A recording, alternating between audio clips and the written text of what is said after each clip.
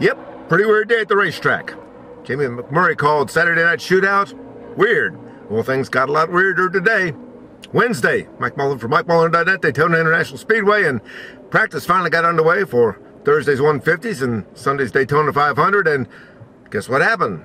Dale Earnhardt Jr., the pole winner, Sunday, crashed. That's two cars he's wiped out here. Neither of them was his fault. This time, he was drafting Jimmy Johnson, two-car draft. Two guys behind him, Martin Truex Jr. and Brian Vickers. Four cars coming up on a couple of slow cars. Couldn't get out of the way. Track's pretty tight. Crash. Jimmy went to a backup engine. Dale Jr. went to a backup car. So the guy that won the Daytona 500 pole is going to have to start the Daytona 500 dead last. That's right. He not only starts the 150 on Thursday, 2 o'clock, last, but he, regardless of how he finishes, has to start the 500 last. I don't think that's fair. I think that wherever you finish in the 150s, you got to be able to start the 500 in the corresponding spot. But Dale Earnhardt is being penalized for having won the pole. I know it's in the rule book. I think it's happened somewhere along the line before. We're checking all that out. But to me, first off, it's not fair. Second, it's just not fair. But Dale Earnhardt Jr. can rally. He's done it before. We'll see if he can do it again. The rest of the day, rain. Rain, rain, rain. Nationwide practice going on right now, then maybe some truck practice, and, well, everybody's going fast. Even the nationwide cars were over 200 miles an hour.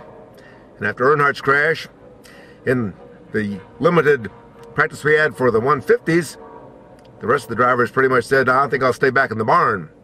Not a lot of practice going on out there, and yet they were still over 200 miles an hour. Even with the NASCAR tweaks, NASCAR wants to heat up the engine so the drivers can't hook together for laps after laps after laps and build up momentum. Well, I talked to some crew chiefs, and they say, hey, in half a lap, you can get up to whatever kind of speed you want to in a two-car draft. 206? Well, they're going to go to a smaller restrictor plate, about 1/64 smaller, which should knock about 150 RPM off these engines. These engines were like up to 9,200 RPM.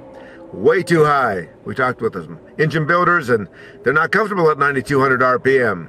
Even with the rev limiters, they'd like to see it a lot lower. So don't think about this rules change package being designed so much to bring the 206 mile an hour drafts back down to 204 or 203 as much as it is to keep all these engines from blowing up by turning too much RPM.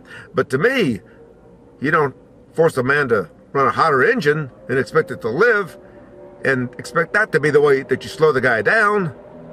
I think that's backwards. Dale Jr. says we should have bigger plates. Jeff Gordon says bigger spoiler. Greg Biffle says a smaller spoiler.